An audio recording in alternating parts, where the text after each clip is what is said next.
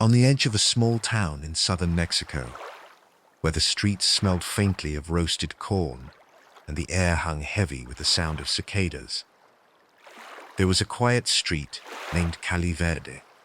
And on that street, tucked between a cracked stone wall and a sleepy bakery, stood a house with a bright blue door.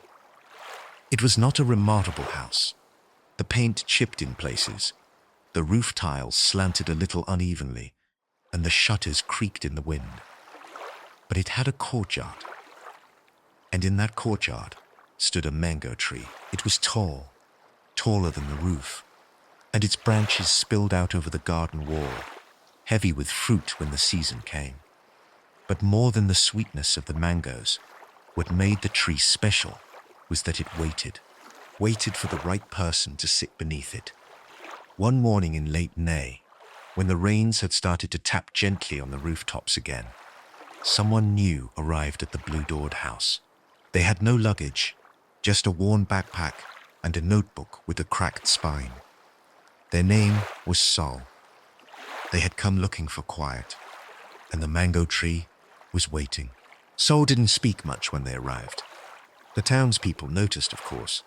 In small towns, people always notice. But no one pried.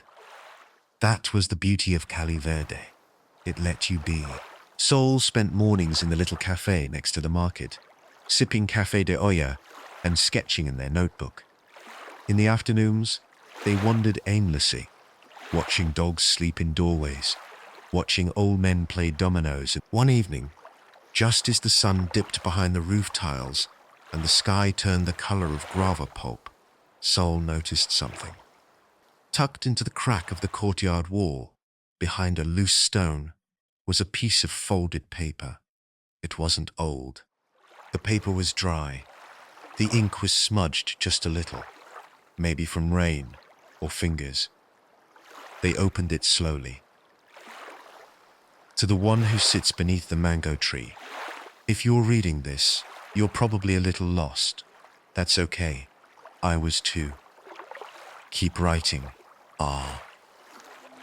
Sol blinked. For a long moment, they just stared at the note. Then they folded it again, carefully, and placed it back where they found it. The next day, they left a note of their own. To R. Thank you. I didn't know I needed to hear that. I'll keep writing. I hope you're still out there. S. And so began the letters. Every few days, there'd be a new one. Short, gentle, handwritten exchanges between two strangers who had never met. Notes about favorite books, about memories, about questions that didn't need answers. They never shared real names. It didn't matter. The mango tree had become a mailbox for the heart. Late June brought the festival of San Juan. The town lit up with candles and soft music, and children ran barefoot through the alleys, carrying lanterns shaped like fish and stars. Sol watched from the bench near the plaza. They hadn't planned to go.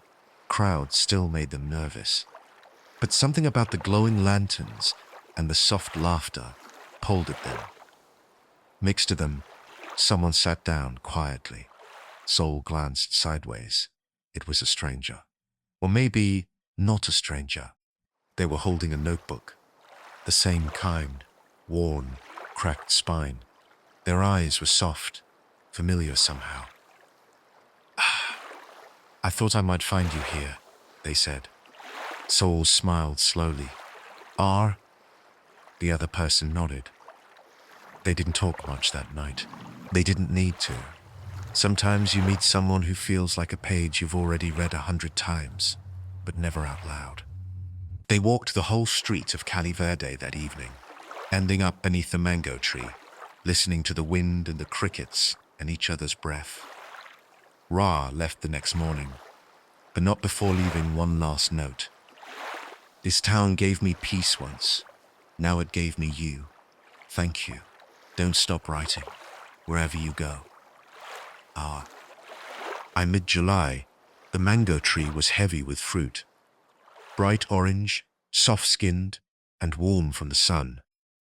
Soul stayed longer than they had planned. They helped the baker next door roll dough in the early mornings.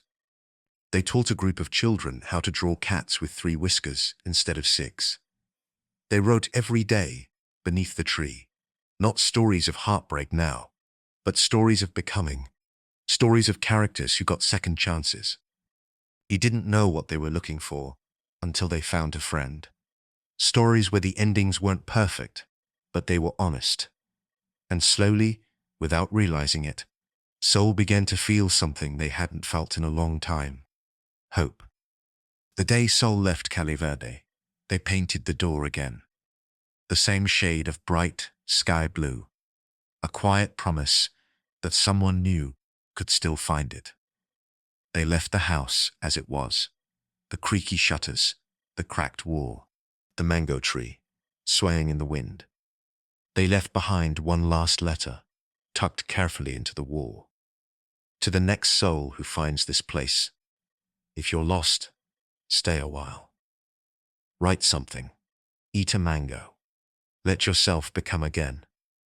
You'll be okay, it says.